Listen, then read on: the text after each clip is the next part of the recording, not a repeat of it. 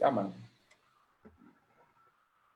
Bien, de parte de la Unidad de Gestión de la Investigación de la Escuela de Física, les damos la bienvenida a todos los que nos están siguiendo en esta transmisión desde el Facebook Live de la Escuela de Física, continuando con la primera jornada científica Big Data y Computación de Alto Rendimiento.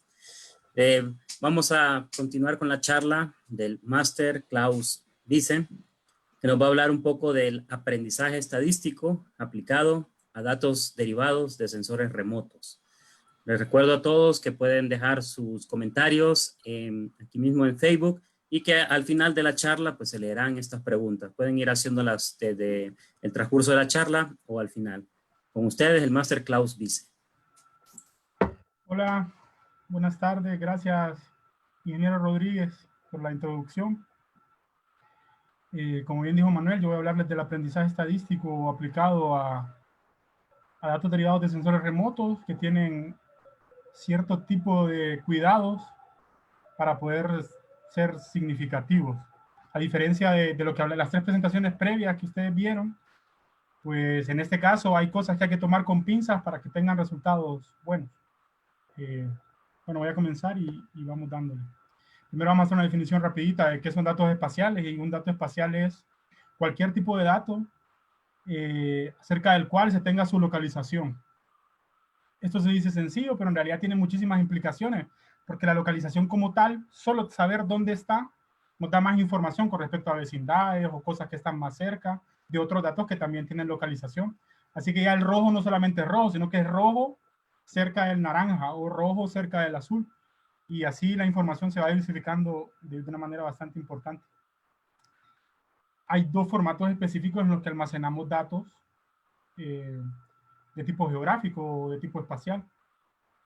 Hay varios más y la gente pues les va dando, pero en general estos dos son los que más se conocen. El vector, que serían un punto, una línea, un polígono. Un punto sería el dato con respecto al punto, vamos a la ubicación de una casa. Y asociada a esa ubicación o asociada a esa casa está una coordenada XY. Y eso sí, ya con eso tenemos un dato localizado. Y es una casa. Y a partir de eso podríamos adicionarle más información. Es una casa roja. Es una casa roja de 2 pisos. Es una casa roja de 2 pisos que está al par de una casa amarilla de 3 pisos. Y así eso puede ir creciendo y creciendo. Y luego están los datos de tipo raster, que es una imagen como una matriz, como explicaba en las presentaciones previas, en la segunda. Y bueno, una imagen que almacena un dato en una unidad dentro de la matriz de datos. A esta unidad se le llama píxel. ¿Sí? Este dato puede ser a lo largo del tiempo. Puedo tener un dato de ese píxel para hoy, un dato de ese píxel para mañana, un dato de ese píxel de hace 10 años. Y esto hace muchísimo más rica la información con respecto a eso. Ya lo hace espacio-temporal. Vamos a enfocarnos prácticamente en este tipo de datos, de raster, porque tiende a ser más grande, tiende a tener más dificultad para su manejo y además es el tipo de datos específicos que ayuda muchísimo en el análisis numérico. A la par del tipo de datos, yo sumaría algo muy importante en la parte espacial, al análisis de estos datos espaciales y a los resultados que ellos tienen. En la imagen vemos al doctor John Snow, que es atribuido como uno de los primeros analistas espaciales. Lo que ven a mano derecha es un manzanero de Londres y los puntitos negros son los casos de cólera para 1800 y algo. Entonces el doctor Snow agarró los casos de cólera y los empezó a vincular con la ubicación de los casos de cólera, los empezó a vincular con la ubicación de los pozos de donde se extraía agua. Y luego empezó a generar su primer análisis, un análisis muy, muy conocido, en el que, bueno, desglosa qué pozos probablemente estén infectados y cómo las personas que se alimentan o que están más cerca de ese pozo tienen una probabilidad más alta de infectarse de cólera. A lo largo de toda la historia tenemos muchísima gente que ha hecho análisis espacial. Otro muy famoso es el Robert Fitzroy. Fitzroy fue, no sé si conocen, pero en la biología es alguien importante, o por lo menos siempre se menciona, porque es el capitán del HMS Beagle, que es el barco en el que Darwin pues dio su vuelta por el mundo. y a partir de ahí pues empezó con sus ideas de selección natural y selección sexual y a su hipótesis y teoría que hoy dominan el ambiente biológico. Pues Fitzroy no solamente es famoso por eso, sino que es de los primeros o el primero en tratar de hacer predicción meteorológica. Entonces montó una estación meteorológica y empezó a anotar todos los datos en unos libros que están ahí súper preciados en Londres, y a partir de eso trataba de hacer predicciones de qué es lo que iba a suceder. Y eso también es un análisis espacial, basado en medición. Y en ese momento fue donde se empezaron a dar cuenta que no podían predecir solamente con el dato de esa estación, no podían predecir qué iba a pasar, y empezaron a ver que en realidad el clima, bueno, la meteorología, tiene una dependencia espacial muy grande. Para poder predecir lo que pasa en este punto, necesito todos los demás puntos de alrededor. Y para predecir los puntos de alrededor, necesito todos los de alrededor de eso. Entonces se empezaron a generar celdas para hacer las predicciones muchísimo más precisas. Algunas de las bases de datos espaciales más grandes del globo son, en términos generales, de datos meteorológicos y luego climáticos. Y Alexander von Humboldt, que también es un biogeógrafo y un alemán que revolucionó la ciencia, así varios más. Y un hondureño que trabajó en eso también, Jesús Aguilar Paz, muy famoso. Vale. Ya que tenemos un poquito de contexto, empezamos a ver qué son los datos derivados de sensores remotos. ¿Qué es un sensor remoto? Un sensor remoto puede ser una cámara montada en un avión, una cámara montada en un dron, pero en general vamos a enfocarnos en sensores montados en un satélite, porque tienen una recurrencia más importante, tienen otras características que no necesariamente tienen las cámaras a las que nosotros estamos acostumbrados. Según la definición que tiene la imagen o el tamaño de píxel que tiene la imagen, hay imágenes de muy buena resolución, como lo que ven en Google, que tiene, no sé, 60 centímetros, 50 centímetros cada píxel. Entonces, en ese tipo de imagen podríamos diferenciar fácilmente casas, vehículos, tipo de techo, incluso la copa de un árbol, muchísimas cosas podemos definir. Y hay muchos sensores que miden en esa resolución. Ahora en este caso podemos ver más o menos eso, las cosas que podríamos diferenciar a partir de este tipo de imagen. Y las hay muchísimas. Y cuestan bastante dinero en términos generales. ¿Sí? Un problema con este tipo de imágenes a veces es que no tenemos la misma recurrencia de la toma de esa imagen para un punto en específico. Cuando usted trabaja con el Google Earth, que está en boga y que mucha gente lo usa, pues tenemos para un espacio una imagen cada año. No tenemos una imagen que digamos todos los lunes del año yo voy a tener una imagen. Y así tengo al final del año 52 imágenes que me ayude a entender cuál ha sido la dinámica de ese espacio en específico. Este tipo de imágenes pues probablemente no sean para eso y tengan otras aplicaciones. Luego empezamos a tener ya imágenes con resoluciones que van de 1 metro a 10 metros. Ese tipo de imágenes probablemente sí que tengamos con mayor recurrencia y que nos ayuden a entender cuál es la dinámica y que nos ayuden a poder generar modelos del tipo serie de tiempo. Imágenes de 10 a 30 metros, que sería el estándar que tenemos hoy día para el análisis de los recursos naturales. Algunas de las conexiones más famosas es el sensor Landsat, que está funcionando desde los años 70 hasta hoy y sigue funcionando. Y vamos a ver, voy a enfocar en este porque probablemente sea uno de los más utilizados. Ya luego seguimos teniendo información de este estilo. Hoy día hay un sensor que está funcionando desde 2014, que se llama Sentinel-2, que más o menos ha venido a rellenar algo que tenía Landsat. Landsat pasa por el mismo sitio o toma una imagen del mismo espacio cada 15 días. Entonces tendríamos al final del año 24 imágenes de un espacio. Sentinel en realidad son 2 satélites, Sentinel-2A y Sentinel-2B. Sentinel-2, porque hay Sentinel-1, Sentinel-2, Sentinel-3 y Sentinel-5 ahora mismo. Entonces, si nosotros venimos y tomamos Sentinel-2, que son 2 satélites, Sentinel-2A y Sentinel-2B, uno de esos satélites pasa por el mismo sitio cada 10 días. Pues tenemos una imagen cada 10 días de ese sitio. Vamos al Sentinel-2A. Y el Sentinel-2B pasa por ese sitio que pasó Sentinel-2A 5 días después. Entonces tenemos una recurrencia de imágenes cada 5 días del mismo espacio. El tiempo perfecto, supongamos, para hacer monitoreo de la vegetación en agricultura. Utilizar una imagen Landsat que tiene una recurrencia cada 15 días, si nuestro cultivo tiene, supongamos, algún tipo de estrés hídrico, en 15 días se murió. Pero si lo estoy monitoreando cada 5 días o menos, pues en realidad sí que podría lanzar una alerta temprana para recuperarlo. Y esa es una de las importancias del Sentinel-2. Luego vamos teniendo muchísimos sensores, y es que hay una barbaridad de información. Hay otro tipo de, ese tipo de datos que estaba hablando anteriormente es de tipo óptico, similar a lo que toma su cámara. Tiene rojo, azul y verde, el espectro de la luz. Pero también tienen otras cosas que nuestros ojos no son capaces de ver, como el infrarrojo cercano, el infrarrojo de onda corta, incluso bandas térmicas y microondas, que sería el caso de las imágenes de tipo radar, que no estamos leyendo algo óptico, sino que en realidad estamos leyendo la respuesta de una señal que le llaman backscattering.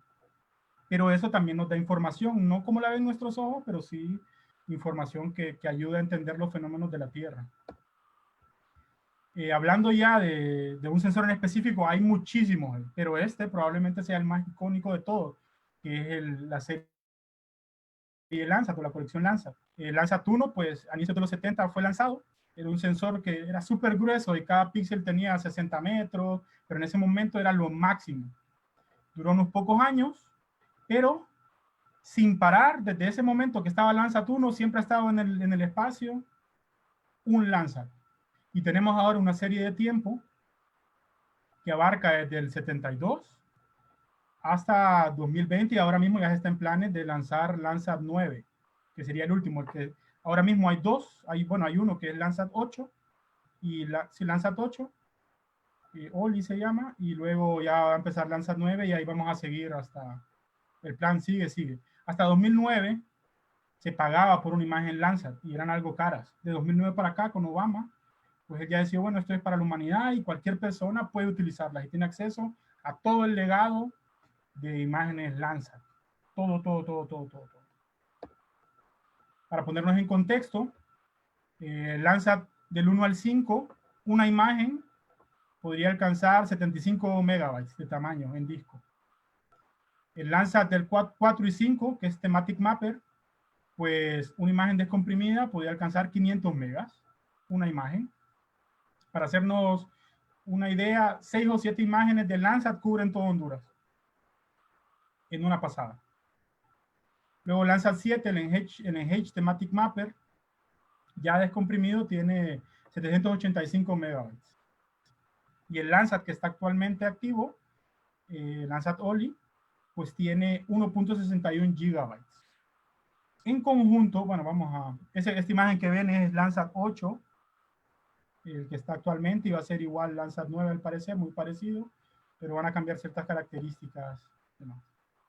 ¿Cuánto es esto en términos de espacio en disco? Yo voy a tratar de enfocarme no en las técnicas de análisis, sino en los problemas que podríamos encontrar analizando esto.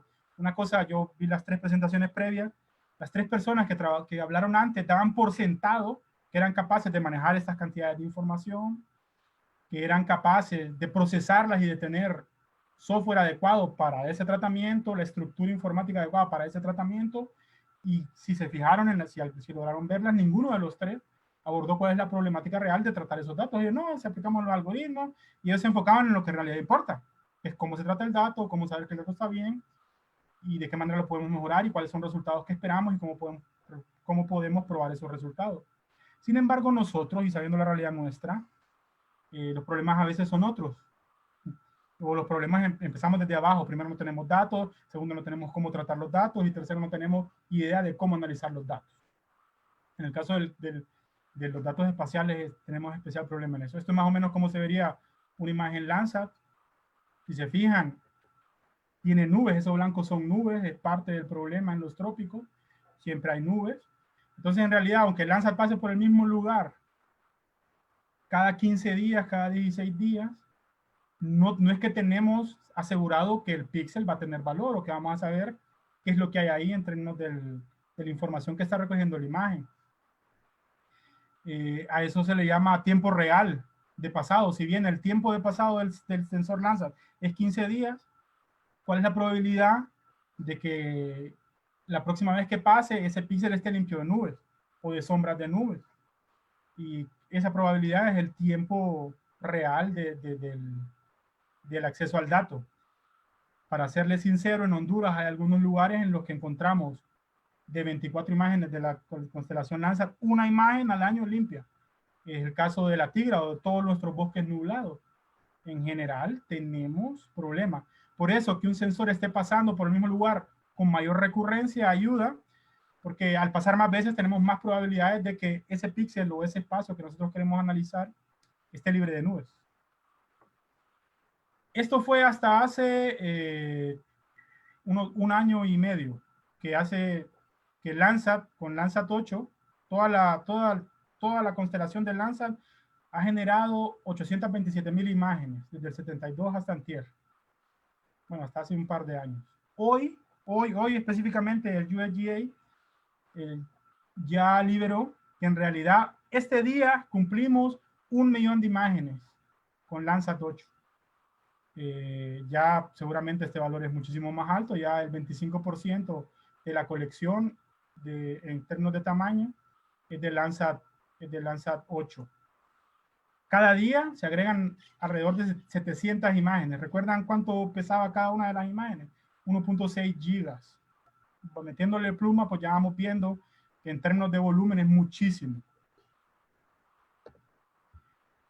En virtud de esto, la NASA y el USGA dijeron, bueno, ahora mismo hay varios servidores de los cuales usted puede acceder y descargar imagen, descargar porciones de imágenes o descargar tablas, pero eso es un poco complicado para un usuario. Imagínense que usted necesita trabajar en Honduras, necesita bajar 6 imágenes hoy, después 6 imágenes en 15 días, 6 imágenes en 30 días y así, y usted ya tiene un disco duro lleno rápido, ni cuenta se da usted el nombre, si solo son 10 gigas. En nada usted tiene lleno eso, y eso es tomando datos hoy. Pero luego esos datos hay que procesarlos, hay un montón de trabajo que hay que hacer atrás de la imagen. Entonces la NASA ha visto las experiencias de otras agencias, entonces ya de un tiempo para acá van a empezar a hacer el trabajo en la nube, en donde usted no va a tener que descargar la imagen, sino que usted hace su procesamiento en la nube de lo que quiera hacer del sensor Landsat, y probablemente solo descargue ya los datos, ya con una infraestructura de datos gigante, en la cual usted ya puede acceder a eso y bueno, no hay mayor problema con respecto a lo que va a trabajar. Y eso pues está bien. Y a eso vamos hablando. En términos de Big Data, cuando uno tiene algo almacenado o cuando uno tiene muchísimos datos, uno piensa en dos cosas: el almacenamiento y luego nuestra capacidad de consultar eso que almacenamos. Así, si esto se cumple, pues estamos trabajando algo bien. Claro, cuando uno está pensando en una tabla en Excel, inclusive una tabla en Excel que no soporta más de 7 millones de datos, pues eso es bien poquito. Para ponernos en perspectiva, una imagen Sentinel-2 tiene, es que es una locura, son 1 billón de píxeles, es una cosa, muchísimos datos en una imagen, y después vamos a ver más o menos sus dimensiones y varias cosas de eso. Las 3B del Big Data, que solo los traigo para que ponernos en contexto. Una cosa es el volumen, que sería ese tamaño de los datos. En el caso de los datos espaciales, claramente estamos viendo que el tamaño es una cosa que hay que saber manejar y que hay que poner especial interés en ver cómo lo almacenamos y cómo lo accesamos de una manera efectiva, porque cargar 100 gigas en el RAM de un ordenador, dependiendo del software que utilizamos, es inviable totalmente.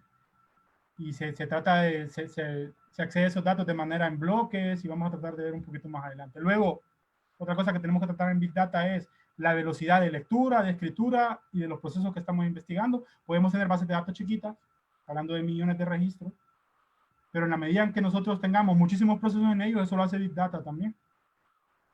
Y finalmente, la gran variedad de datos que podemos tener. En estos de los sensores remotos, hay sensores que, como hablamos, cosas ópticas, varias bandas. Vamos, Landsat tiene 12 bandas o 12 muestras de luz distintas que funcionan distinto dependiendo de la cobertura, o radar, que dependiendo de cómo es el tratamiento, usted tiene 15 posibilidades. Y luego, si hablamos en términos de series de tiempo, podemos extraer estadísticos de medias, medianas, modas, desviaciones típicas, presentil 25, presentil 50, presentil 35, y esto se nos va de las manos en términos de la variedad de datos que podemos almacenar. Y si luego cruzamos esto con datos de tipo geomorfológico como elevación, pendiente, índice de rugosidad y muchas más cosas de tipo ambiental, pues ni idea de lo que va a terminar.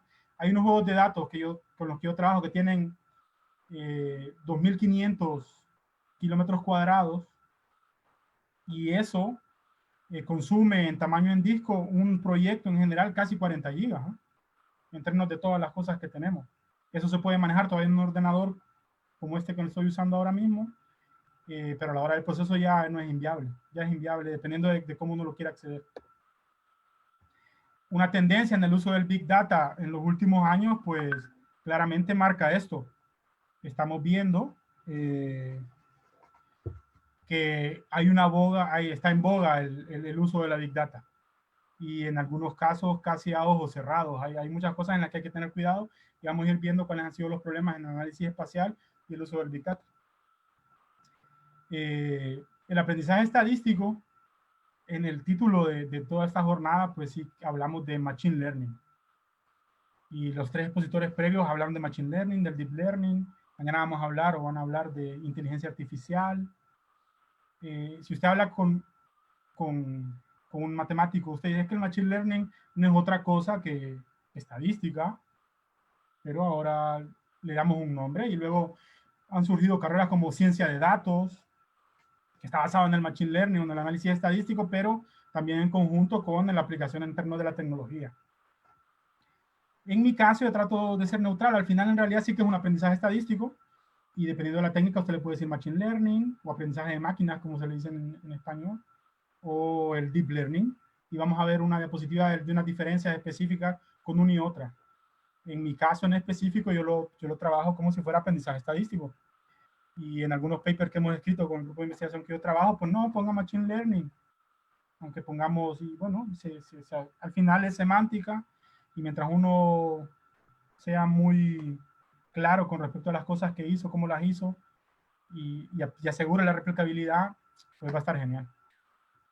Pues el aprendizaje estadístico para la predicción espacial, en realidad es utilizar esta información que tenemos, que vienen de imágenes de satélite, y poder vincularla con información que tenemos de campo, para ver si podemos generalizar un fenómeno a lo largo del tonto. Cuando trabajamos con datos, en cualquier ciencia, tenemos datos de tipo discreto, entonces tenemos un montón de puntitos, y tenemos datos de 2 puntitos, y luego tenemos un montón de vacíos en todo el territorio.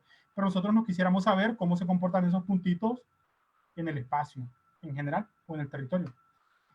Han habido técnicas muy conocidas como la interpolación, pero la interpolación presenta ciertos problemas, porque en realidad solo es una relación con respecto a las distancias y otra par de cosas. Y al final no necesariamente es totalmente precisa. En el caso del aprendizaje estadístico tenemos lecturas continuas de una variable en un ambiente, y después tenemos lecturas discretas que podemos vincular con esas lecturas continuas. Y es más o menos lo que vamos a tratar de ver ahora mismo. Un modelo clásico de predicción espacial sería algo como esto, en donde tenemos variables del espacio, tenemos la información de campo, la unión de ambas, como explicaba Pablo en la presentación previa. A través del aprendizaje genera un algoritmo que, dependiendo de los datos que usted tiene, usa uno u otro. Hay muchísimos algoritmos y siempre es bueno probarlo. Y hay muchísimas, aquí en este cuadro hay mucho. Y voy a tratar de verlo de manera desglosada y cuáles son las cosas específicas dentro del análisis de datos espaciales que debemos tomar en cuenta, que no se toman en cuenta en otras ciencias. Finalmente, esto genera un modelo. Este modelo debe ser validado a través de la predicción espacial, y bueno, eso genera una predicción de algo. Hay varios tipos de predicción, de tipo regresión, de tipo clasificación, y bueno, hay cosas que ya sabemos que funcionan mejor, que no funcionan, pero este sería el modelo de predicción espacial tipo. Variables, datos de campo, se conjuntan en un algoritmo que deberíamos tener ciertos cuidados. Esto genera un modelo, y este modelo, una vez que yo le aplico todas estas variables, me da lugar a una predicción espacial que tiene cierta precisión, y demás cosas que deberíamos poder ver. Pero me hace una predicción a lo largo del espacio. En el caso de lo que hablaba Pablo, ellos hablaban, cuando hablaba de las cosas financieras, no es a lo largo del espacio, no es a lo largo de un caso. Entonces él puede predecir, supongamos, la localización de eso en ese momento. Esto sería un esbozo grande. Tenemos esas X verdes, serían sitios donde tenemos datos, que si les soy sincero, no creo que haya algún tipo de información que tenga una distribución de ese tipo, pero bueno, ese es totalmente hipotético. Tenemos esa X donde tenemos datos, y luego, ¿qué pasa con todos los otros lugares donde no tenemos datos? Pues esos lugares pueden ser rellenados o pueden ser relacionados con información que podemos sacar de sensores remotos. Puede ser un avioncito, puede ser un dron, que hoy están muy en boga, puede ser un satélite de órbita cercana a la Tierra, y luego hay satélites de órbita más lejana. Estos de órbita más lejana pues toman fragmentos más grandes de la Tierra, y los de más cercana fragmentos más pequeños de la Tierra, por cada escena que toman. Y el dron pues muchísimo más pequeño, y un avión pues un vuelo un poquito más grande que un dron, pero muchísimo más caro.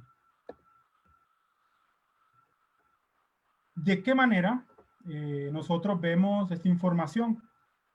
Pues el Machine Learning, si ustedes han hecho regresiones de tipo regresiones lineales, han hecho Machine Learning. Tal vez no lo sabían, pero es así, mínimos cuadrados parciales, todo eso es Machine Learning.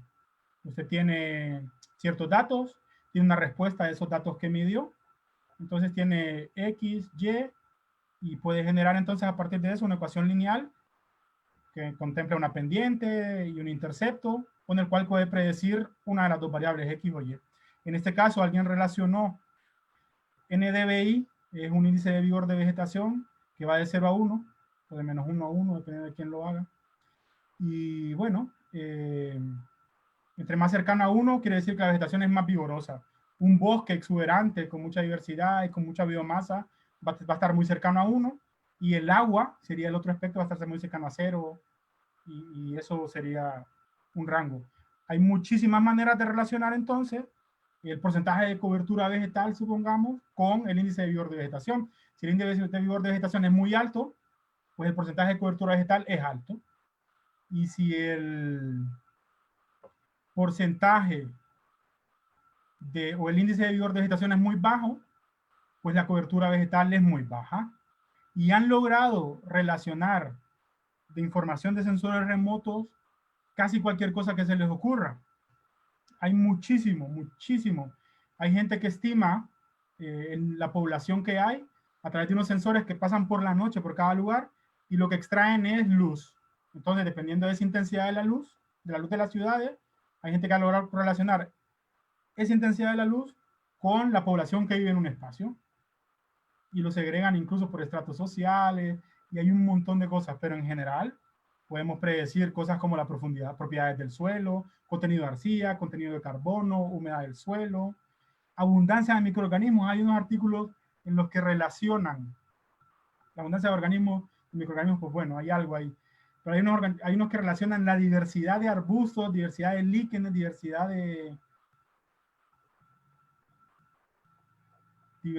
de varias cosas, ¿sí?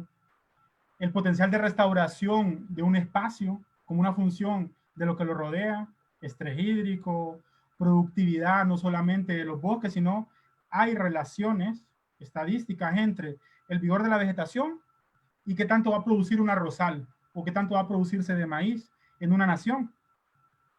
Es una cosa loca, y hay razones por las cuales funciona. Esto es unas curvas de respuesta de cada una de las, o de 1, 2, 3, 4, 5 coberturas del suelo, cómo responde la luz a cada una de las coberturas del suelo. Vemos esta verde. La luz responde de esa manera a lo largo del espectro, del espectro electromagnético de la luz.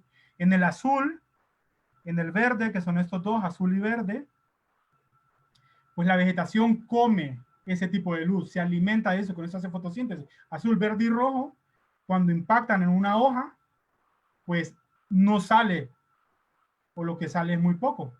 En cambio, cuando el infrarrojo cercano pega en una hoja, lo refleja casi todo, o refleja mucho, el 50, 60%.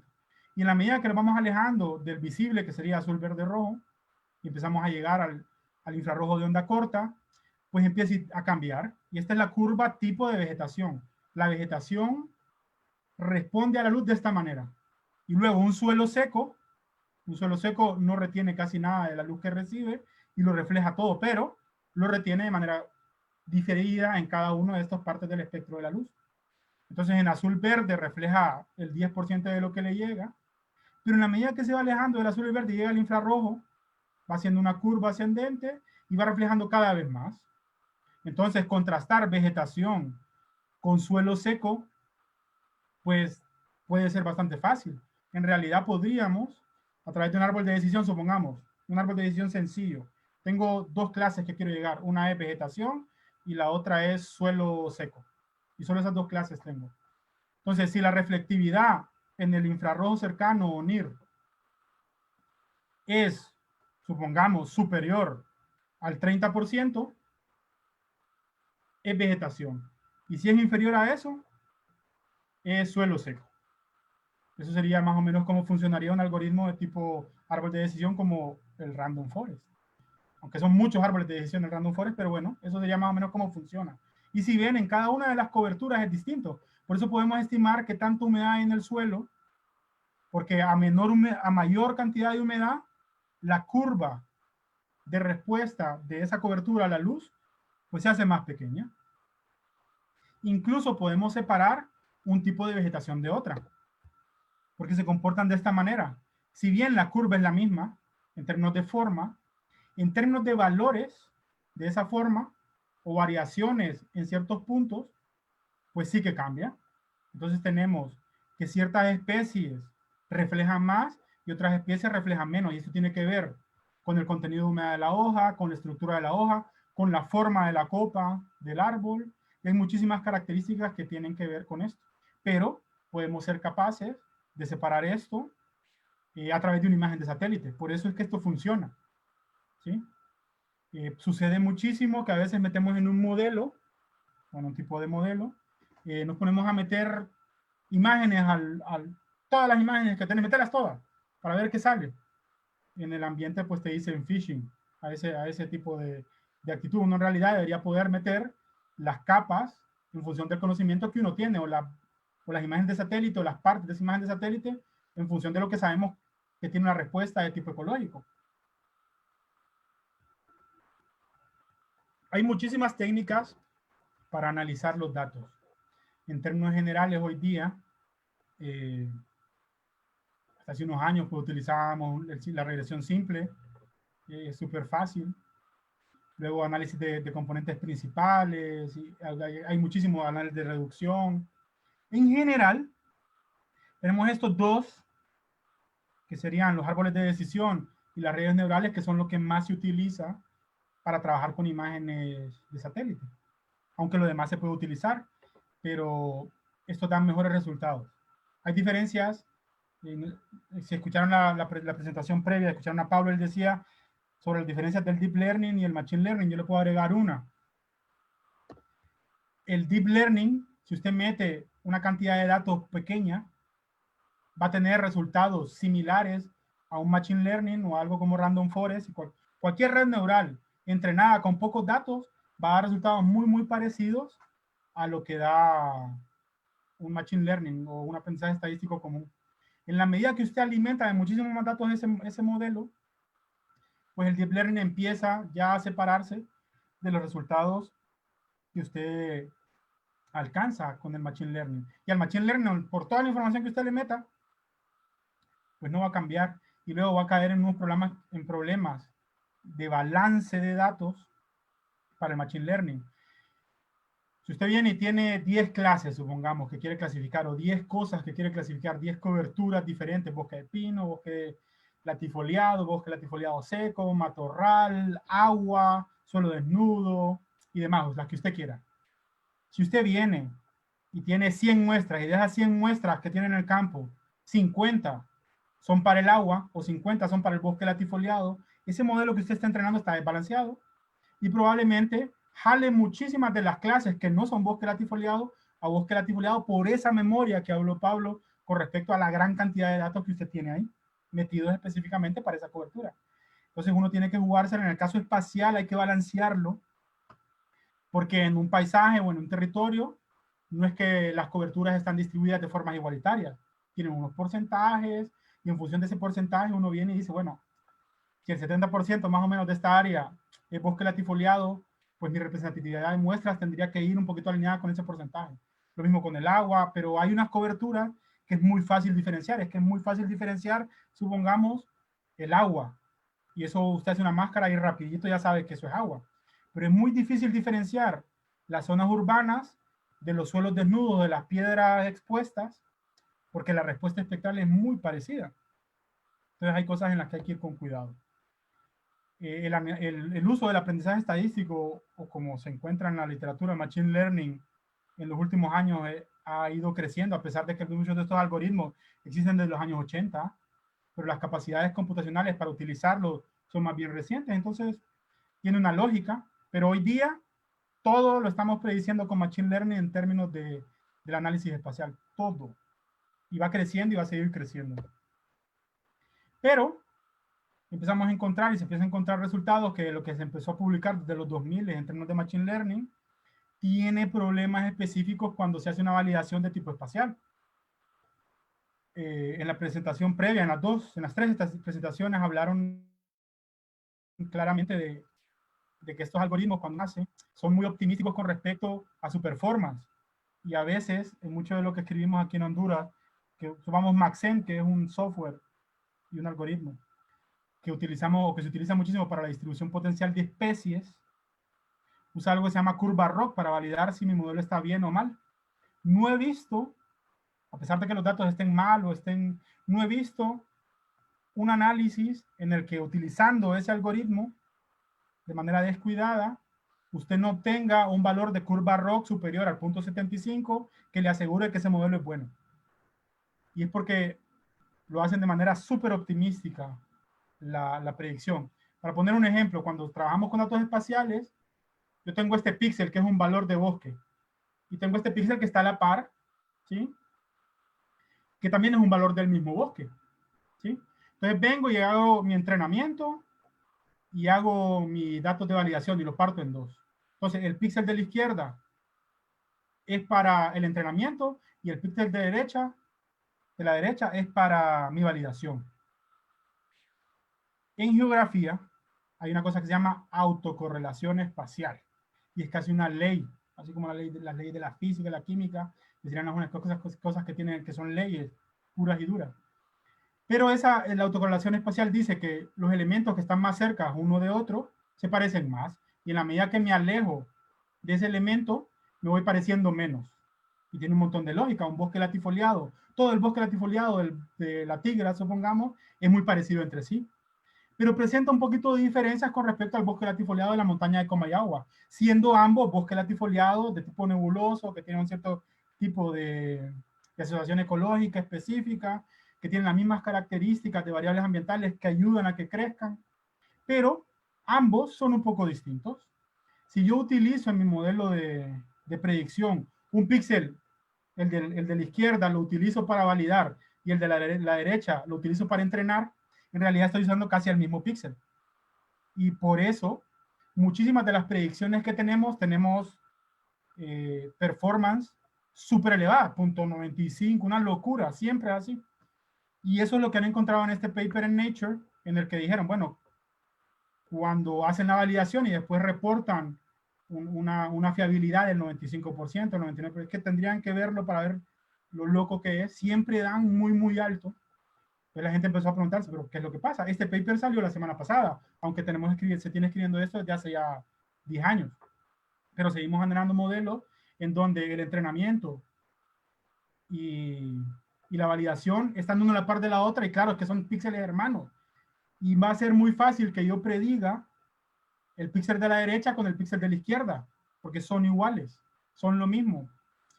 Para poder trabajar datos espaciales, esta es una de las pequeñas peculiaridades de los datos espaciales, es que tenemos que trabajar específicamente con datos que sean totalmente independientes y que no estén autocorrelacionados espacialmente.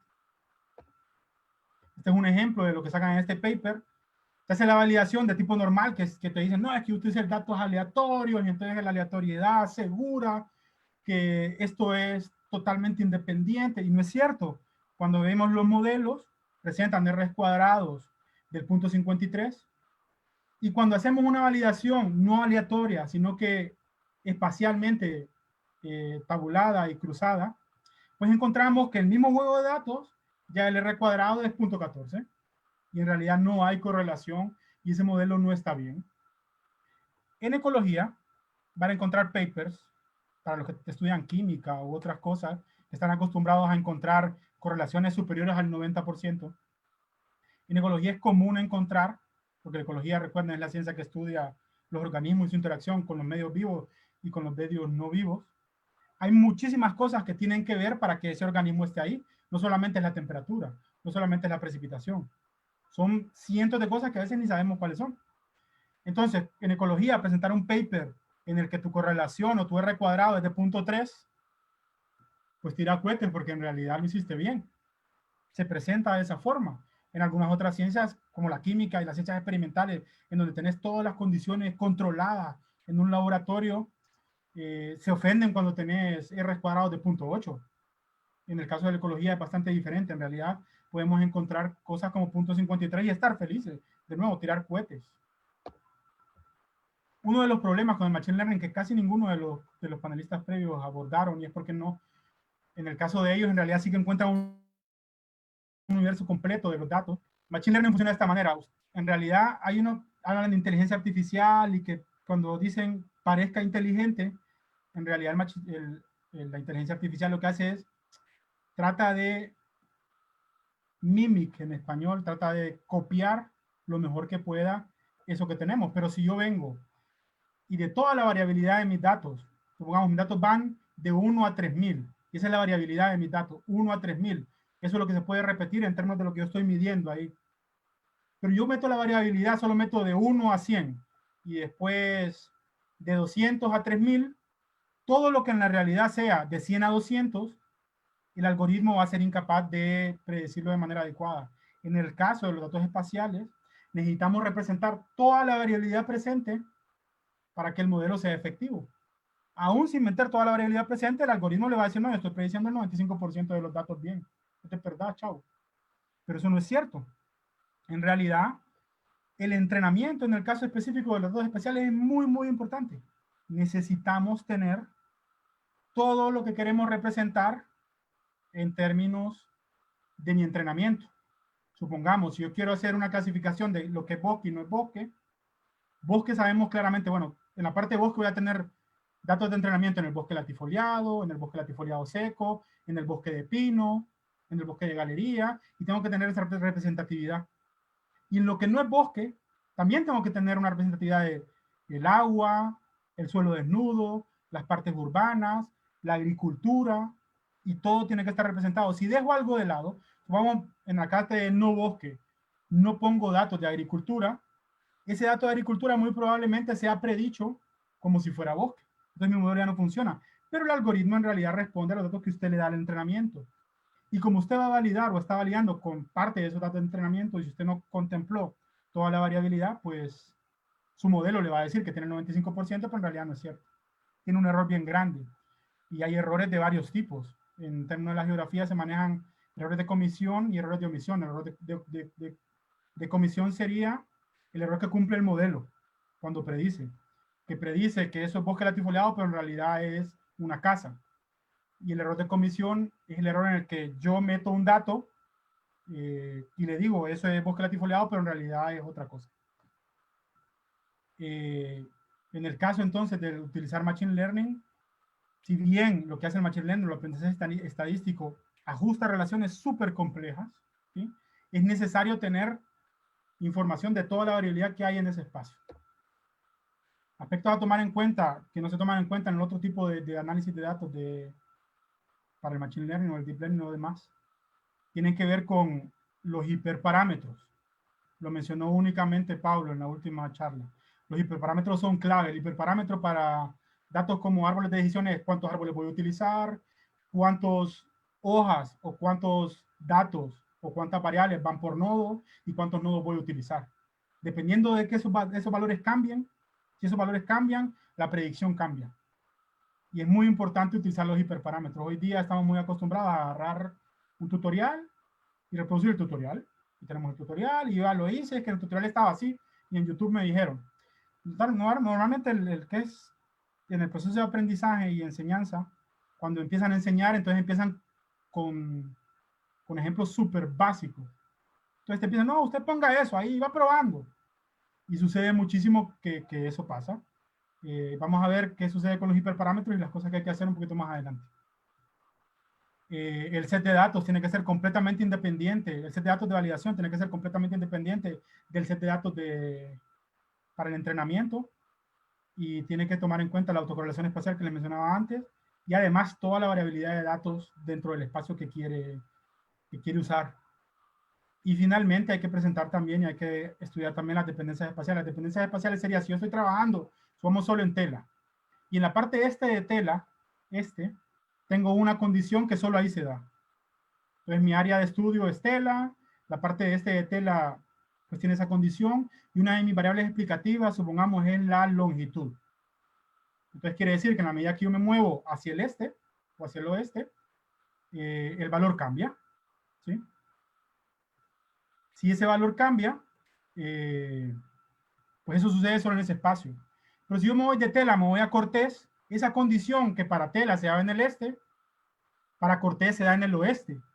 Hay una dependencia espacial de esa condición. Entonces, ese mismo modelo que usa en tela me va a decir que en la ecuación o en el árbol de decisión el valor del este es muy importante para predecir la condición, pero en Cortés, en realidad, va a ser para el oeste. Entonces, hay una dependencia espacial de esos datos.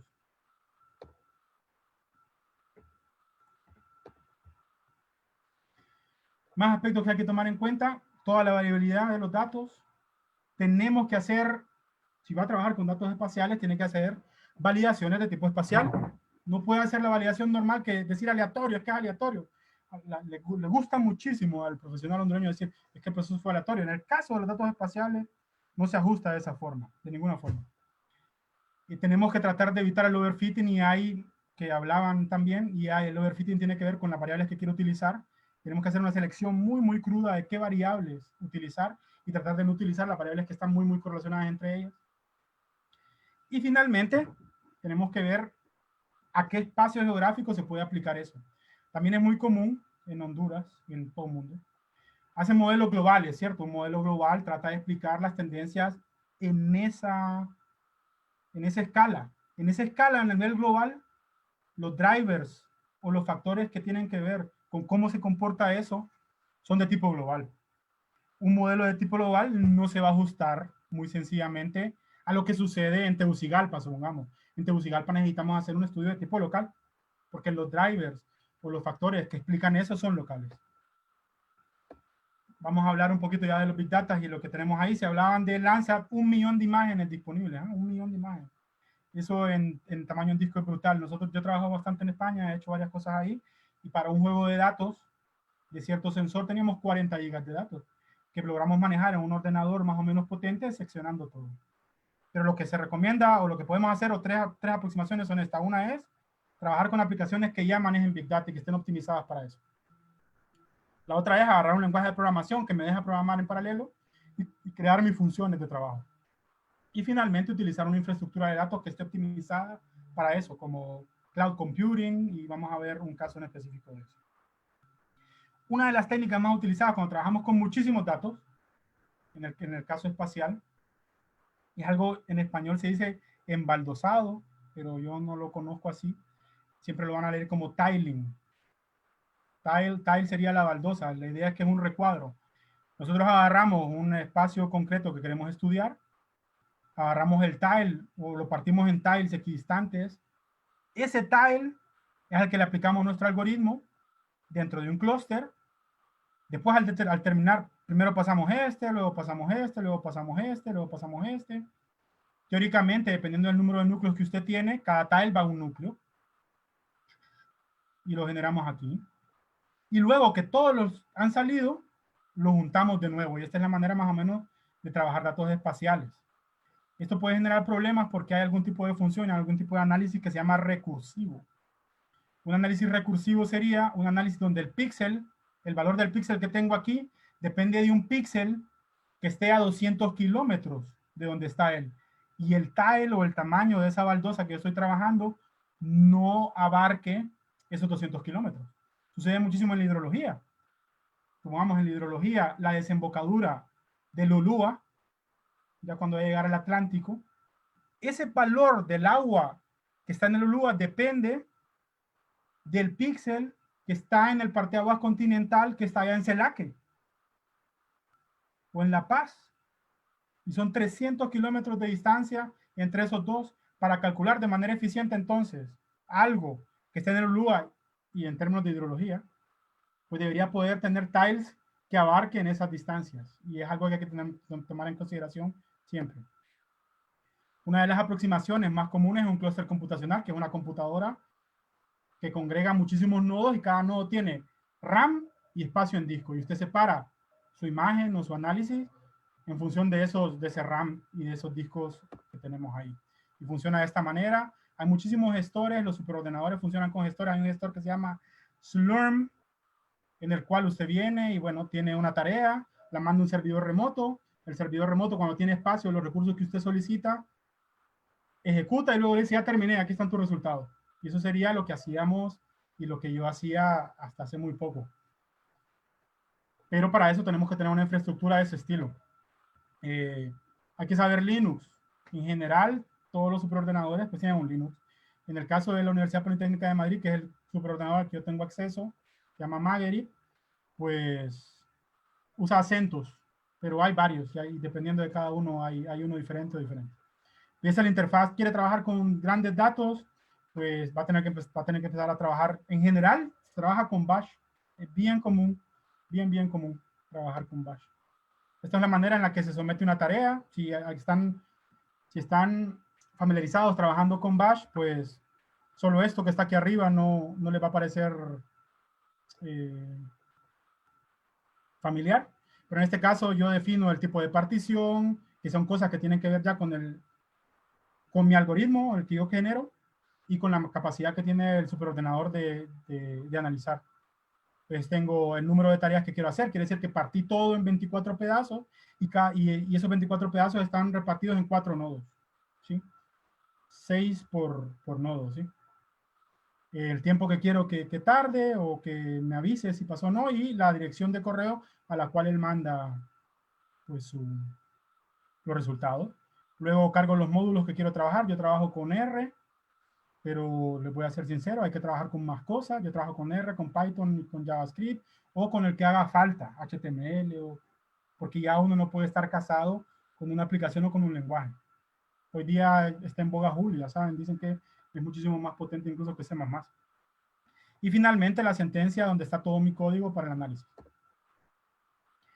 Cuando trabajamos esta versión, hay que tener en cuenta estas cosas, hay que tener una planificación muy cuidadosa. Si no tiene un servidor tipo Maggerit, va a tener que invertir en hardware y almacenaje. Estamos hablando fácil, un servidor que tenga 400 GB de RAM y unos 80 núcleos, fácilmente está hablando usted de 12.000 euros. Fácil. Luego, en el caso del análisis espacial, tiene que tener un sistema en el cual usted implemente el tiling o el embaldosado.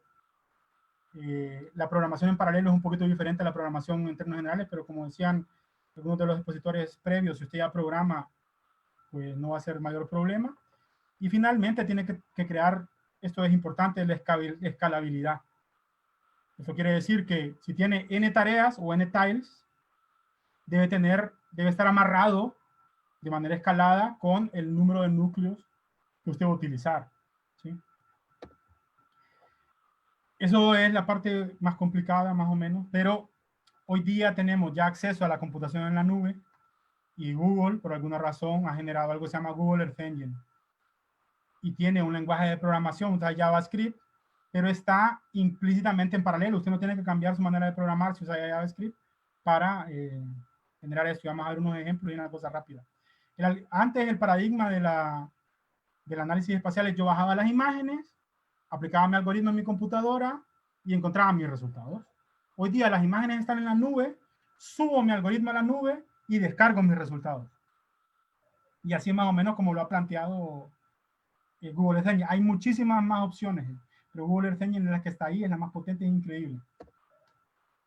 Algunas cosas que tienen que ver con Google Earth Engine es que Google Earth Engine es un PaaS, Platform as a Service.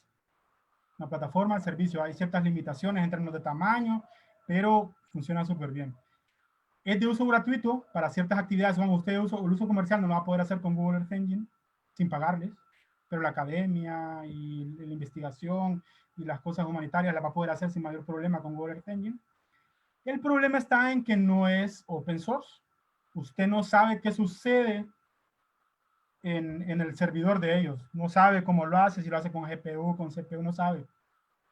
Ni idea. Usted le manda el algoritmo, le dice qué datos va a utilizar y él hace el tiling a la manera que a él le parece y hace un montón de cosas y usted no sabe qué pasa, pero le da los resultados. No está optimizado para lo que hablaba de algoritmos recursivos, estos algoritmos que necesitan no solamente el valor del propio píxel, sino los píxeles que están muy alrededor. Y finalmente tiene un soporte en forma de API para JavaScript, para Python y muy recientemente para R. Esto es muy importante porque el Google Earth Engine es súper limitado para el análisis estadístico y numérico dentro de la plataforma de Google Earth Engine, que es una plataforma en línea. Ahora, como interactúa con Python y con R, y están sustentados, al menos Python y JavaScript están sustentados por Google, y R está sustentado por la comunidad de R, entonces yo puedo usar una parte de lo que me da Google Earth Engine y puedo usar otra parte de las cosas que yo hago en términos de generar, supongamos, los hiperparámetros. Google Earth Engine no genera un análisis de optimización para hiperparámetros. Entonces, cuando usted genera algo en Google Earth Engine, usted tiene que asumir que los hiperparámetros están bien, pero no lo están. Pero si yo agarro los datos de Google Earth Engine, los hago en mi computadora, pero estoy usando la capacidad de computación de Google, y hago mis algoritmos de optimización para hiperparámetros y para muchas otras cosas, la optimización para la selección de variables, la optimización para la validación, que no lo hace Google Earth Engine. Lo hago en R o lo hago en Python. Esos datos que yo genero ahí los puedo meter después en el Google Earth Engine y generar un resultado más o menos híbrido con muchos mejores resultados que solo utilizar Google Earth Engine. La cosa importante del Google Earth Engine es el catálogo y esa capacidad de cómputo. El catálogo de datos es todos los datos que están libres desde el punto de vista de sensores remotos están ahí. Y luego tengo 250 gigas de espacio en disco dentro de los servidores de Google para subir mis datos y analizarlos sin problema. Hay datos de lo que se imaginen, son más de 50 petabytes de información que todos los días crece, todos los días, y están disponibles ahí. Es increíble. Y las aplicaciones, pues, hay para lo que se imagina, agricultura, sociales, y es que urbano, vegetación, hidrología, cambio en el uso del suelo, atmósfera, hay un montón de aplicaciones y hay un montón de gente. Algunas de las cosas que pasan con R y con Google Earth Engine es que la gente es súper relax y uno entra en un foro. Fíjate que no es hacer esto, en 5 minutos encontrás una solución, te la mandan y se acabó. Está súper bien. Este es un resultado de un análisis global que se hizo con respecto a la superficie del agua. Si ven la animación, eso es el Golfo de Fonseca. Y vamos viendo desde 1984 hasta 2018. Vamos viendo cómo lo azul va creciendo y se contrae, ¿cierto? Que es del 84 al 2018 y después otra vez de vuelta. Eso azul que está creciendo es la superficie de agua que se ha agregado desde 1984 hasta hoy. El Golfo de Fonseca, en términos generales, es una zona de camaricultura y salineras. Esos nuevos aportes o esos polígonos azulitos que van creciendo y bajando son nuevas infraestructuras para camaricultura y sal en la zona sur.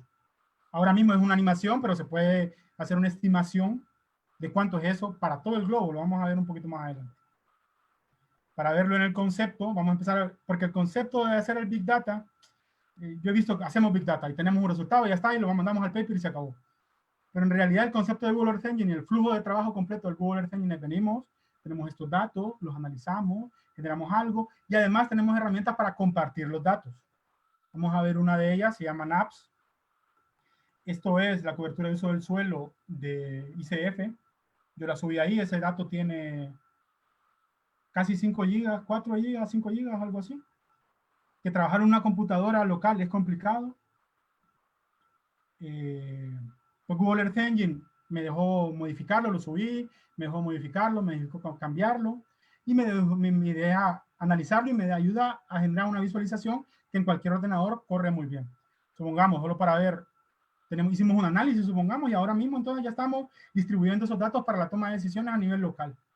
Esto es, en naranja, el área que está cubierta por palma africana dentro de un área protegida, en este caso, el Parque Nacional Janet Caguas, o más conocido como Punta Sal. Y esta es la cantidad de palma africana que hay dentro del parque. Cultivo y agricultura dentro del parque. Otra vez vemos eso. La parte urbana dentro de este parque, lo vamos a ver en rojo. Se ven ahí un poco la distribución. Y luego el bosque.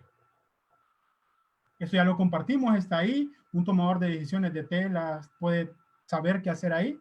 Cuando empezamos a ver esto y empezamos a analizarlo, las zonas que todavía hay bosques, que son zonas inundadas que todavía no se han drenado, y otras zonas son que no se puede utilizar. Pero vamos viendo cómo, de alguna u otra forma, esto va creciendo. Y lo mismo para todas las áreas protegidas que queramos. Esta es una manera de haber hecho el análisis, cargarlo, y ahora dentro del flujo de trabajo, al final, también lo compartimos y lo pasamos a que las personas puedan tomar decisiones en torno a esto. Otra aplicación que estas las he generado yo, se pueden generar, no es tan complicado. Hay que saber un poquito de JavaScript y ver código y se hace. Esta es la aplicación completa del agua superficial en la Tierra. Si se fijan, aquí tenemos la misma animación que vimos en la presentación, en donde, ven aquí el recuadro, podemos ver cuál es el crecimiento en términos de superficie de agua en esta zona, que ya yo revisé, podemos atribuir a la construcción de salineras, y con esta información yo no puedo decir si cortaron mangles, si no cortaron mangles, yo puedo decir que la superficie dedicada al agua ha crecido en X%. Esta aplicación, supongamos que a mí me interesa, yo no soy del Golfo de Fonseca, entonces a mí la verdad es que no me interesa el Golfo de Fonseca. Yo soy Misquito, supongamos, soy de la Mosquita y quiero entender cómo es la dinámica hidrológica en Guampusirpe.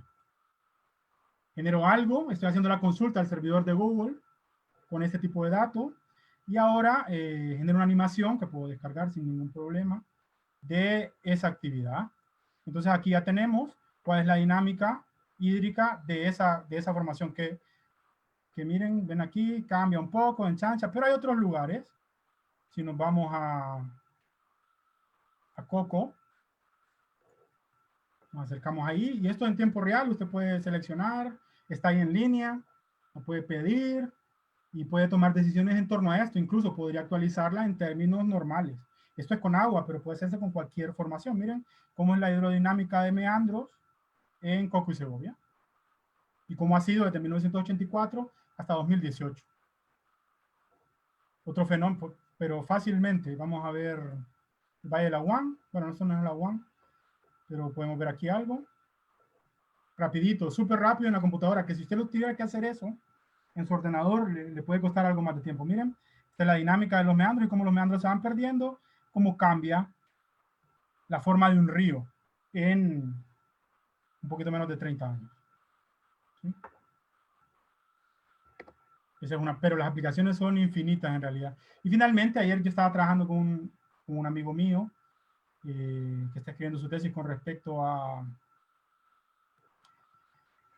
una relación entre incendios y la calidad del aire en Honduras. Entonces empezamos a platicar, empezamos a ver y generamos esto, él y yo. Y esto es un visor con un sensor que se llama Sentinel-5P, que me da mediciones de monóxido de carbono, que es más o menos lo que podemos asociar a la quema del bosque. Así moradito sería a niveles bien bajos de monóxido de carbono, y a la medida que vamos subiendo en la escala hasta llegar a un naranja, pues tendríamos concentraciones más altas. Este visor en específico lo que hace es comparar dos fechas.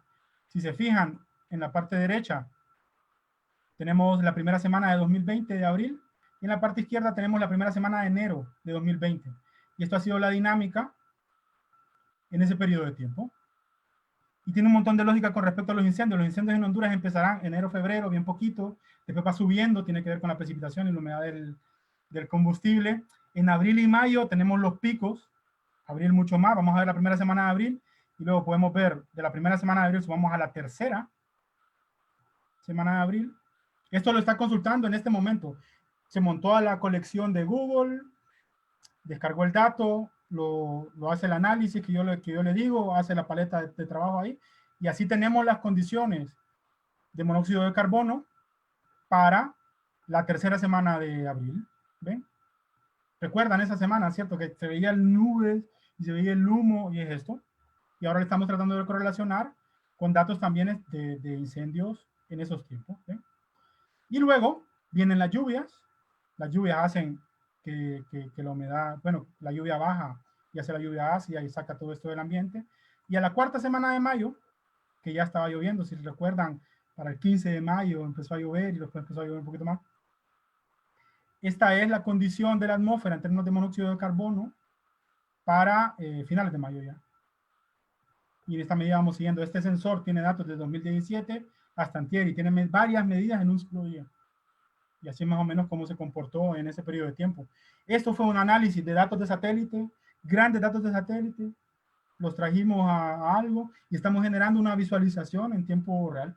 Y lo podríamos actualizar y podríamos dejar un algoritmo que corra dentro del servidor de Google y que haga que esto se actualice cada semana, supongamos.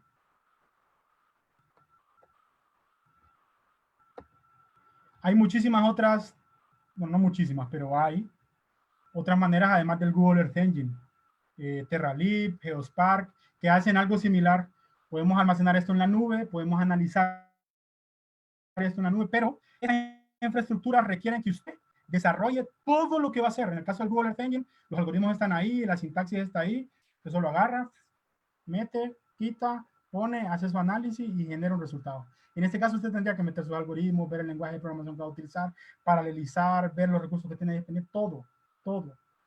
Hay gente que lo hace, se hace. Yo trabajé, no con esto, trabajé con algo que se llama Scala y funcionó, pero el trabajo fue muchísimo.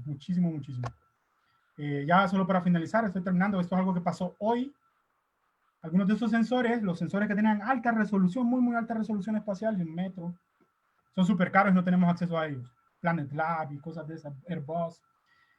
El gobierno de Noruega, ayer ya llegó a un acuerdo en el que van a pagar 37 millones de euros para que todos en los trópicos tengamos acceso a información con precisiones o con resolución espacial inferior a 5 metros, específicamente en los trópicos, para que sea una herramienta de todo el mundo para contrarrestar la pérdida de los bosques latifoliados del globo. Lo que está manchadito en imagen es donde vamos a tener acceso y desde ahora en adelante vamos a tener eso gracias al gobierno de Noruega. Y esto, al ser público, va a poder entrar a una infraestructura de datos tipo Google Earth Engine y vamos a poder generar nuestros análisis ya no de tipo regional, sino de tipo local y en tiempo real. Planet Lab genera una imagen cada día. Y van a estar ahí para que nosotros la dispongamos de ella. Esto es la finalidad que se planteó el gobierno de Noruega. Le llaman bosque tropical a todo, pero bueno, está ahí. Y el procedimiento un poco de lo que generaron. Ya ahí solo para finalizar, este es algo que encontré ahí, que a veces los que trabajan SIG, pues ya tengo ArcGIS, entonces ya estoy listo y puedo hacer Big Data. Para hacer Big Data ni ArcGIS, ni QGIS, ni Graph, bueno, Graph funciona, pero ninguno de todas esas soluciones son suficientes. Y se ocupa siempre invertir en hardware. Y bueno, finalmente para los que programan, un chistecín fácil. Está el jefe ahí, le dice, bueno, yo no sé para qué sirven estas líneas de comando. Se quedan callados y ya luego el subordinado dice, yo tampoco sé, pero si las quito, ya no funciona el código. Y es la realidad, hay que programar y bueno, así. Muchísimas gracias. Y estoy a las órdenes para cualquier pregunta que tengan. Y bueno, estoy aquí.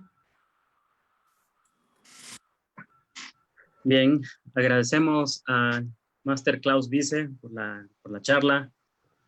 Muy interesante. Tenemos ahí varios comentarios en el Facebook, muchos de los fans del Dr. Klaus. Y hay unas preguntas por aquí. Pregunta Maynor Ruiz del ICIT. En relación al análisis de zonas urbanas asociadas a movimientos en masa, ¿cómo se podría entrenar de la mejor manera un modelo, ya sea un no lineal simple? ¿Podría, además de la clasificación supervisada, existir otro método más eficaz, quizá con un radiómetro?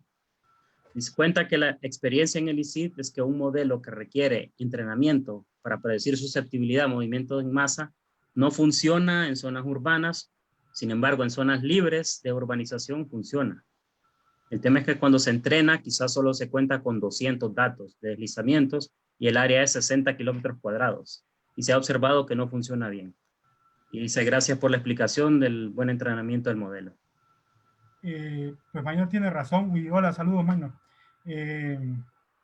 Habría que ver el problema con los movimientos de masa y la predicción de dónde van a ocurrir, que es muy común aquí. Decimos, bueno, saquemos, dicen, una zona de cercanía a un espacio que le llamamos buffer. Saquemos, si algo está más cerca de una falla, tiene una mayor probabilidad de que ocurra un movimiento de masas, mal llamados deslizamientos. Tendríamos que ver si desde el punto de vista del sensor remoto tenemos alguna información de tipo estructural de los espacios. Para el caso, yo no lo he visto y no sé si lo hacen, pero hay un tipo de información de tipo radar que penetra el suelo.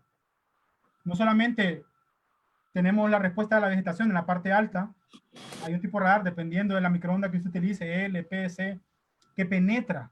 Entonces podemos penetrar la vegetación primero, entonces tenemos información con respecto a la superficie. ¿Sí? Luego, tendríamos otro sensor que me ayude a meterme más abajo de la superficie y a partir de esos datos de más abajo de la superficie empezar a ver la información estructural de lo que podría romperse para que se haga el movimiento de masas y luego vincularlo con los factores de disparo, como la lluvia, el agua, que también se puede estimar. Yo no lo he hecho y se me ocurre que se podría pasar. El problema que sucede cuando hacemos el entrenamiento es que el entrenamiento lo hacemos con un movimiento de la era que ya se dio. Cuando hacemos el movimiento de masas, en realidad se hace una delimitación de movimiento de masas que ya pasó y lo que tenemos son pendientes de ya estabilizado el movimiento de masas, tenemos reflectividades de algo que ya pasó.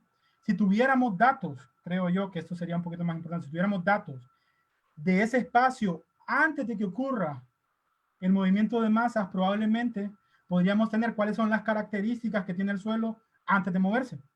Y al tenerlo de esa forma, entonces podríamos predecir cuáles son las zonas en las que podría pasar. Yo no lo he hecho, pero desde el punto de vista de la lógica de lo que sucede, los datos estructurales que normalmente medimos no responden específicamente al momento antes de que ocurra, sino que responden después. ¿Entiendes? Generamos pendientes de después, generamos tipo de suelo de después, no tenemos información de la carga que tenía ese suelo o de qué lo disparó, en términos de cómo se movía el agua abajo del frente de falla, montones de cosas que no sabemos. Entonces, a veces este tipo de aproximaciones puede no ser la mejor, como usted dice, claramente va a tener una mejor utilidad en un campo abierto, pero si tuviéramos información estructural de ese pedazo de suelo que se mueve, yo estoy seguro que podríamos separarlo de la parte urbana, porque claramente sí, la respuesta va a ser muy similar, porque el suelo desnudo, como le mencioné antes, responde en la firma espectral muy parecido al techo de una casa o a una cancha de fútbol. Bien. Tenemos más comentarios por ahí de agradecimientos por la charla de Angie Sánchez, KB Andrade, Javier Mesa. Por aquí Ludwig Bosman pregunta, ¿cómo podría el público tener acceso a las aplicaciones desarrolladas en Google Earth Engine que se desarrollaron? Mire, ahí Google, ahora mismo esas aplicaciones son, si solo quiere verlas y usarlas, hay ciertos buscadores, si me contacta y me escribe al correo, pues hay buscadores en los que uno ya y ve lo que hacen. En muchos casos, yo no encontré ninguna aplicación hecha para Honduras, o que no sea de datos globales, a menos de las que yo he hecho. Los datos están libres, están accesibles. Al final lo que tenemos que hacer es darles un poquito de difusión y generarlos, pero los datos están ahí, se pueden generar o puede usted aprender, no hay ningún lío. Y las apps de Google Earth Engine, pues, dígame, hay un señor, bueno, no un señor, hay un Philip, algo se llama, genera una actualización del número de apps que hay al día de hoy, y él va a hacer una actualización así cada 15 días, y tiene uno acceso no solamente a la app, sino que si usted se la juega, tiene acceso al código para replicarlo. Que muchas de las apps que yo tengo hechas ahí, en realidad son de código que la gente ha ido poniendo. Vamos a ir a una señora que se llama Keiko Nomura, que trabaja en Cambridge, y ella publica su código de Google Earth Engine en su GitHub. Lo mismo, hay otro que se llama Sander Bender, que es un noruego que también publica su código en GitHub. Usted lo puede estudiar, usted lo puede replicar. Y cuando usted va publicando cosas, le dice, bueno, hay maneras de mantener las apps de manera totalmente restringida y hay maneras de mantener las apps públicas, pero los datos son públicos. Solo es que si meten un buscador, apps, Google Earth Engine, ahí le va a salir y va a empezar a encontrar un montón de cosas. Pero, de nuevo, tenemos que entender que los datos de tipo global, la imagen de satélite por sí sola no es solución. La imagen de satélite más conocimiento local, más datos de campo, eso es la solución. Eso a través de un modelo. Vamos a encontrar que es que este modelo no predijo esa casa que está ahí, predijo todas las 300 otras casas, pero la casa esta que está en esta esquina, esa no la modelo, entonces el modelo no sirve. Los modelos, como es conocido, pues no hay perfección, porque no tenemos todos los datos y todas las variables que influyen en esa presencia, pero encontramos performance superiores al 80% seguro en muchísimo. Y hay otras cosas que solo son para visualizar, y hay que abrir un poco en términos de qué es lo que hay, qué es lo que podríamos hacer y cómo deberíamos hacerlo. Sí. Bien. Vamos a dejar por aquí en los comentarios el correo del Master Vice para cualquiera que esté interesado en más detalles, que él con gusto, ¿verdad?, está en ayudarles. Tenemos más comentarios, agradecimiento. Maynor Ruiz dice, muchas gracias, es la manera que hemos pensado hacerlo, solamente que no tenemos tanta experiencia en sensores remotos. José David Cáceres tiene aquí una pregunta. ¿Consideran la complejidad de entrenamiento de los modelos, como mencionabas, por las diferentes variables que se tendrían que considerar? ¿Consideras que es mejor utilizar un enfoque de un modelo no supervisado, como un GAN, por ejemplo, para clasificación de imágenes, en lugar de un modelo supervisado como el CNN? Nunca usaría yo un modelo supervisado. Hola, José David, el flaco Cáceres. No usaría un modelo yo supervisado para hacer una clasificación, porque los modelos supervisados como tal, lo único que hacen es establecer la varianza a lo interno de un grupo y que esa varianza sea mayor con respecto a lo interno de otro grupo. Cuando pasa eso, vamos a trabajar vegetación y usted quiere hacer un clúster. Cuando hace un clúster no supervisado, hay varias pruebas que uno tiene que hacer antes. Primero tiene que hacer una prueba de estos datos son agrupables, son aglomerables. Entonces, ese es el primero. ¿Son agrupables o no? Cuando trabajamos con sensores remotos y trabajamos específicamente con ópticos, nos van a decir sí, son agrupables.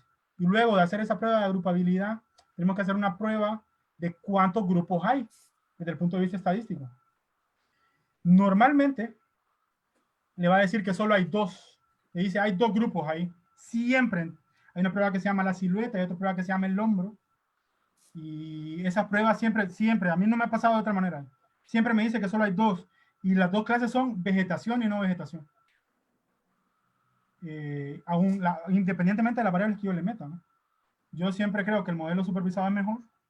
Luego hay modelos que ya hablan, que no son de este estilo, sino que son tipo obvia, que hacen segmentación, en donde usted después hace una segmentación en función de los valores, y después usted le dice, bueno, esto es tal cosa, esto es otra cosa, esto es otra cosa, y hace objetos. Pero desde el punto de vista de lo supervisado y no supervisado, el no supervisado no me funciona, siempre da cosas bien raras, y si uno aplica las pruebas rígidas con respecto a lo que tenemos que hacer, no calza. Siempre me va a decir eso. Primero, sí, es agrupable. Sí, tiene dos grupos ahí. A diferencia de datos que podemos trabajar de otro tipo, en los que me va a decir sí es agrupable, y ahí usted tiene, estadísticamente hablando, con significancias de diferencias en la varianza de un grupo y otro, 5 grupos, 6 grupos, 10 grupos. Y dependiendo del algoritmo de agrupación que usted utilice, le dice más o menos, porque también hay algo ahí. En el caso de los datos de supervisados, pues la supervisión asegura que al menos tenga los grupos, y luego usted en realidad encuentra un error por cada uno de los grupos que usted hizo, siempre y cuando tome en consideración la selección espacial de las variables, la validación independiente de los datos, no usar datos hermanos para entrenar y validar, y tener muchísimo cuidado con los hiperparámetros. En la clasificación también de no supervisada, hay un parámetro previo que hay que utilizar, y es el número mínimo de grupos que usted le dice que agarre, dependiendo del número o del número de grupos que usted quiera agrupar o que usted le dice que agrupe, cambia la clasificación y al final no sabemos cuál es el número óptimo. Entonces queda un montón a la parte empírica. Bien, no tenemos más comentarios, entonces agradecemos la participación del máster Klaus Wiese, su charla. Y pues nada más a invitarlos a todos los que están conectados a que el día de mañana, viernes 25 de septiembre, puedan seguir participando de las demás charlas que vamos a tener, tanto en la jornada de la mañana, 9, 11 de la mañana, y por la tarde, 2 y 4 de la tarde. Muchas gracias a todos y hasta la próxima.